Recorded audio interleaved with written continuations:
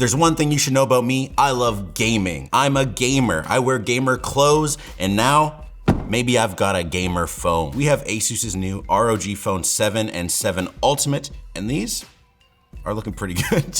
High refresh rate screen, coolers built in. That's it. Amazing performance out of the Snapdragon 8 Gen 2. It's looking like the all-around package. So let's dig into it and see what we've got. So we have two boxes here. We have the ROG Phone 7 and the 7 Ultimate. The phones are very similar, so we'll take a quick look at both, but let's focus on the unboxing of the Ultimate because this thing is crazy. It looks like a drop ship or a container in a Halo game or something like that, and I'm a big fan because I'm a gamer. All right, so we got this flap here, and it looks like it's gonna be a stand for the phone, but let's dig into this main box. It's in a little bit of rough shape. Labs must have had a great time taking a look at this phone. All right, let's see what's in this box. Maybe it comes with a case, that'd be sick. Got our SIM popper. Oh, it's actually got a kind of neat design. Inside, oh, we did get a case.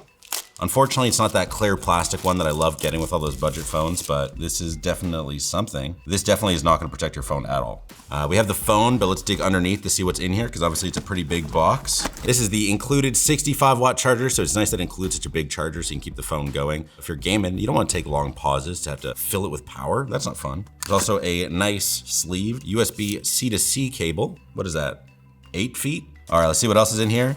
Wow, a nice little carrying case for, I'm assuming, the Aero cooler and free candy, nice. Let's see what the Aero cooler looks like. So the 7 Ultimate, the main difference is that it does come with this Aero cooler. We did have labs test it out, so make sure to stay tuned for that. But as for now, I think it looks pretty cool. You can see the fan deep inside there, lots of little fins. So in theory, it should do pretty well with heat dissipation. And that's everything in the box. So let's take a look at the phone itself. The ROG Phone 7 Ultimate, no longer Pros. This is such a huge advancement, it's Ultimate now. Ooh, okay. We got a little bit of goo on it from the adhesive, but nothing too crazy. And it does feel really good in the hand. So they call it the 2.5D screen. So it's got that slight bit of rounding, but the front screen itself is actually flat, which I do appreciate. I get accidental touches all the time because I guess I don't know how to hold a phone that's slightly curved, but the actual feel of it in your hand with it still being that bit curved while the screen isn't, feels really nice. As for the design on the back, I do enjoy it. I like the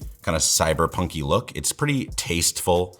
It's not anything too crazy, it just has some lines. It's nothing too like obscene. We do have our triple camera system with flash. I like the little bit of an angle that they've added with this little identification bar, I guess I'm gonna call it. And then we have what I'm guessing is an attachment for the Aero cooler. Not 100% sure what that is, but we'll find out. And the passive matrix OLED. Walking around the phone here, on the right side, we have our power button and volume rocker. I also like the accent of the blue on the power button. Tasteful, nice. On the top, we have just a mic hole and antenna lines. On the left side here, we have a USB-C 3.1 port, which is awesome. So it does quick charging, DisplayPort 1.4, and you can see here it has pogo pins for attaching the Aero cooler or any other sort of accessories on the side. Pretty convenient to have a charging port on the side as well as the bottom, so that depending on how you're holding it, you can still keep your phone charged while you're playing. I know that's a big annoyance for me, is that depending on how you're holding your phone, your hand's kind of blocking that cable, and I have to decide whether to hold the phone weird or not charge. And you know, I don't want to stop gaming. Further down on the left side here, we have a blue SIM tray port. Again, I really like that accent color. I know for a fact it's on SD card slot, which is disappointing. And lovely, it is a dual nano SIM. On the bottom, would you believe it? We have a headphone jack. Gamers are plugged in. And then we have another USB-C. This is not a super fast charging DisplayPort one, but still gives you the speeds you'll probably end up needing most of the time. I don't know if I like it being off to the side here. It also feels like maybe it should have been on the other side, because what can be convenient with it being off center is that if you're holding the phone in landscape, you can still charge using this port. But it seems like the phone was meant to be up the other way, because all of the font is actually upside down if you hold it this way. So you'd have to flip it over if you want to, you know, show off. But I guess you're then not covering the headphone jack. And then on the front here, the main event, the 6.78 inch Full HD Plus AMOLED HDR Plus 165 Hertz, 1 millisecond response time, 720 Hertz touch rate sampling phone screen with a chin and forehead. But the benefit is the camera doesn't cut into the display, because touch rejection is usually pretty good on phones, but if you don't have to worry about it and, you know, your hands just aren't gonna touch a phone screen, that's the best way to do it. And one thing I just realized, we didn't see any speakers around the phone. And that's because they have front-facing speakers. You can kind of see there's a little bit of a slit at the top and at the bottom. Those are speakers. And boy, howdy, do they have some buzzwords. 5 magnet, 12 by 16, super linear front-facing, Dirac HD sound. This is, I guess, maybe top of the line. We're gonna hear and find out later. As for weight, I wouldn't say it's too heavy. It feels like kind of any flagship, but we'll weigh it and see exactly how much it does weigh with our man Linus. 250 grams. Is that heavy? Slightly. The only thing that's kind of disappointing about the ROG Phone 7 and 7 Ultimate is that neither are super water resistant. They're only IP54, which means good against splashes, but don't submerge it. Let me take a quick look at the regular ROG Phone 7, see if there's any major differences. Does it come with a case? It does. That same kind of plastic shell is included with this phone. Comes with the same 65-watt charger, but instead of the Storm White, we have the Ultimate in, the only color the Ultimate comes in. But this one we have in its Phantom Black. So we'll see how that looks. Yeah, taking a look at it, I like this black. It's pretty snazzy. The back is quite a bit different. So it has this kind of iridescent see-through plastic that does look pretty snazzy, but I could tell already it is quite fingerprinty. This one here is just a solid plastic, so not transparent whatsoever, but you can't see fingerprints. That's kind of the nice thing about a white phone and this material. What you also notice the difference is it doesn't have that PM OLED screen or the attachment for the Aero cooler, and the accents instead of being blue are this red, which is cool. As for ports and buttons, all the same as the ROG Phone 7 Ultimate, again, just with the red accents instead of the blue. I forgot, we gotta try the case on. I'm assuming it's the same phone size. Let's try the 7 Ultimate case on this.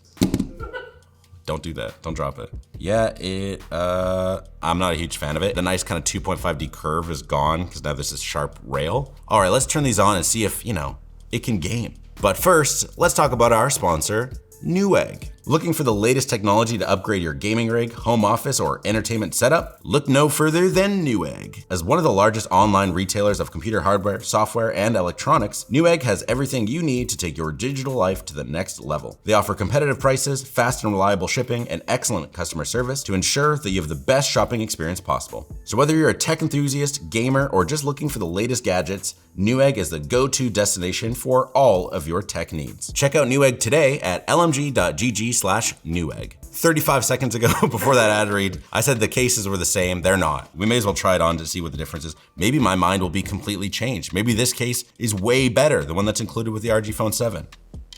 No, it's still bad. Since the phones are so similar with the same specs between them and everything like that, we're just gonna focus on the ROG Phone 7 Ultimate because it can use the Aero cooler, and I think that's pretty cool. Powering it on here, we can see it's got a cool custom background and skin for the clock. Big fan of a good clock skin. When we swipe in here, we can see, yeah, they've definitely skinned this version of Android with their gamery look. It looks like Armory Crate if you have any ASUS accessories on your PC. I'm not a huge fan of the whole circle look. It's actually one of the reasons I don't like Sony phones, but luckily enough, when I gave Logistics this phone to set up for me, they were actually presented with an option of choosing stock Android or this ASUS skin. So if you don't like the look of this, don't use it. As for bloatware and all the stuff like that, nothing too crazy. Again, some of these apps are going to be from labs, but Messenger, Instagram, Reddit. Seems like there's only 4 or 5 different apps that came with the phone, so that's nothing too crazy. As for specs, the ROG Phone 7 Ultimate only comes in one configuration, which is 16 gigs of RAM and 512 gigs of storage. But if you don't need that much and you just want the ROG Phone 7, you can get a 12 gigs of RAM and 256 gigs of storage. Be aware there is no SD card expansion, so you're gonna be stuck with what you got. As for processor, it does have the Snapdragon 8 Gen 2, as I mentioned earlier, which is an absolute beast in performance. If you don't know what that means, that's fine. We'll take a look at that later on. It also supports Wi-Fi 7 and 6E. This will be a great option because it's going to stay a bit future-proof for you, and has Bluetooth 5.3, so you'll get the low battery usage, better audio quality, everything like that. I'm not going to pretend to be a master of Bluetooth. I don't know what's going on. What's the difference between 5.2 and 5.3? What about just Bluetooth 6? Like, I don't get it. And we can see it has a 6,000 milliamp hour battery as well. And what's really cool about that is it's actually a dual 3,000 cell battery. So by having 2 different batteries, you can kind of start to drain them and then fill them back up quicker as they're a smaller capacity. Just know that your phone will charge faster and you'll get to play longer because of it. And finally, this is running Android 13 with, again, the skin over top if you'd like. What is nice is it does come with 2 years of OS updates and 4 years of security updates. Though there is an asterisk after the security updates. I don't know what that means, but be aware. I've just been informed that the batteries are actually balanced in the phone, perfectly balanced, as all things should be. Now that we've heard about specs, I know, you just wanna know about gaming, but, we gotta do crab rave. All right, let's see if this 5 magnet speaker actually does anything.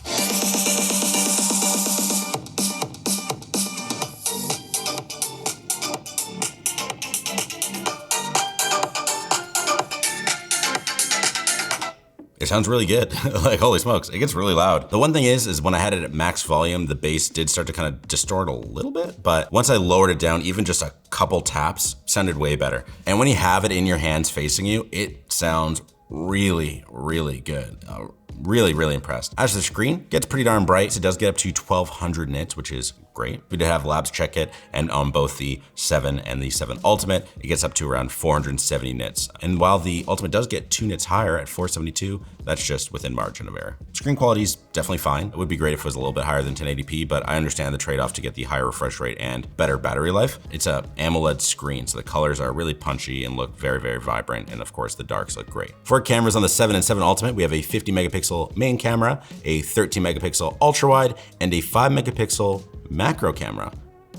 Odd. Again, I don't really see the use of a macro camera all that often. A lot of the times ultra wide cameras can just shoot macro. I would rather have a telephoto, but we'll see if it's any good. And then if you're wondering, this is a flash. That makes your pictures brighter in the dark. What? As for the app itself, I mean, it looks like every camera app ever. Let's take a photo with this main camera here and see how it looks. All right, now let's try the ultra wide, which I am a fan of. I think it's a fun camera to have. Wow. Looks pretty good. Sven is a little bit soft in the face, and the red of the clock is a little bit orange and a little bit fuzzy, but nothing too crazy.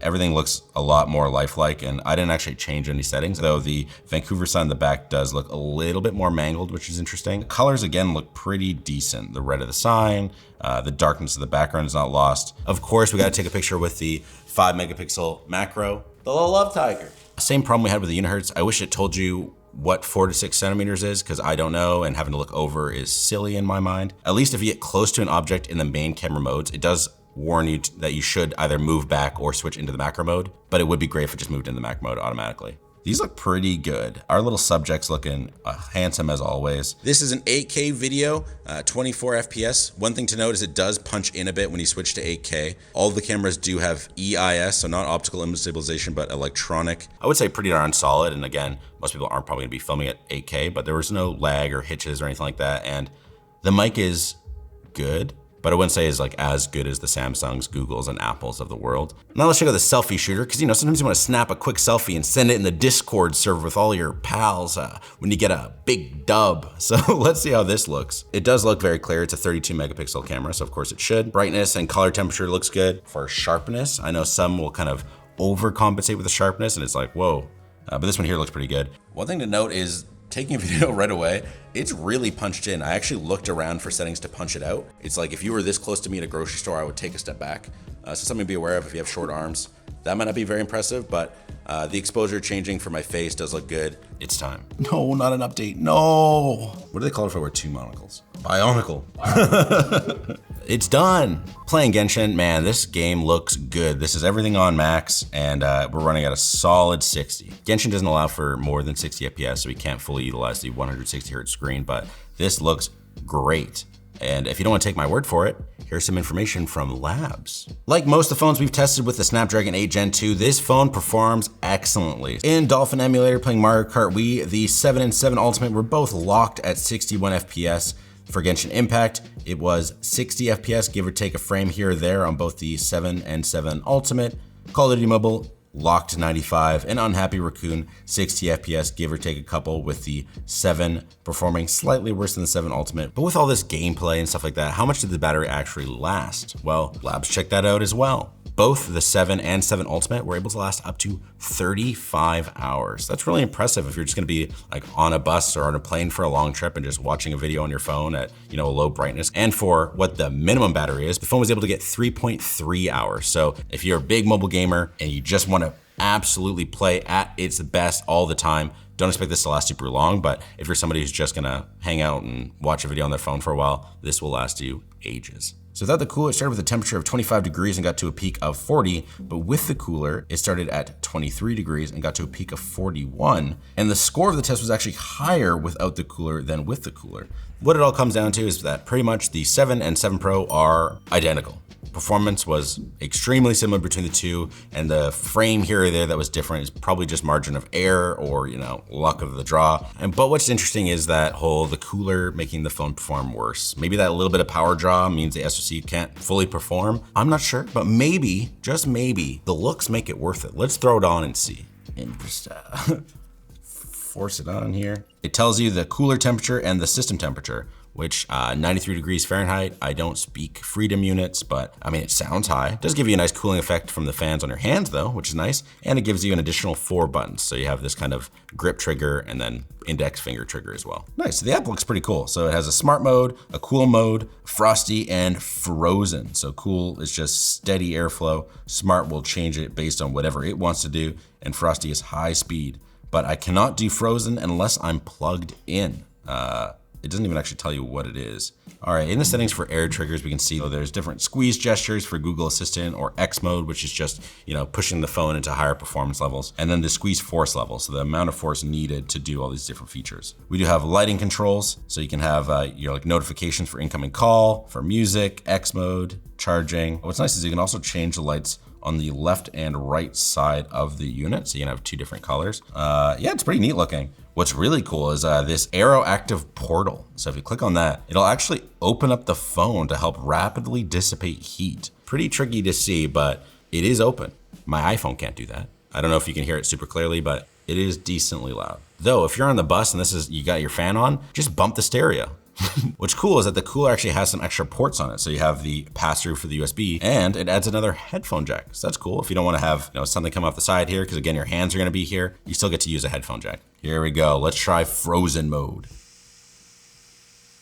Like, you put this on beside your bed, ASMR white noise for you. Let's try going back into Genshin Impact to see if we get even more performance. Wow, still runs smooth, and we know for a fact it didn't make a huge difference anyways, thanks to labs. Overall, this phone can game, it can take pretty decent photos, it makes neat sounds, and the cooler's hard to get off. $1,000. That's the regular 7. There's actually no pricing we have for the 7 Ultimate yet, and even release date is just kind of Q2, though I assume the 7 will come out this month in April. Depending on how much the Ultimate goes for, some of these features are kind of neat, like that PM OLED screen that you'll rarely see is neat. This little port that opens up to cool off the phone is neat. This Aero cooler is neat. For myself, I think this is a pretty solid package. I love the option of using the Armoury Crate skin or just stock Android. And of course, with the Snapdragon 8 Gen 2, you're gonna get solid performance, and battery life, as we saw, is, solid. What do you think? Let us know down in the comments. Thank you so much for watching, and make sure to subscribe. If you want to check out a video, check out the Unihertz Luna phone. That was weird.